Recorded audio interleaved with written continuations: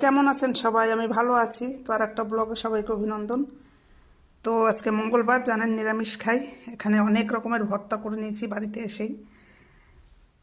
বাসায় আসার পরে অন্য কিছু পনিরের তরকারি আছে, বাট খেতে ইচ্ছা করছে না। এখানে করে নিলাম করলা ভর্তা। দেখুন, এটা হচ্ছে মিষ্টি কুমড়া ভর্তা, মানে কাঁচা মিষ্টি কুমড়া ভর্তা।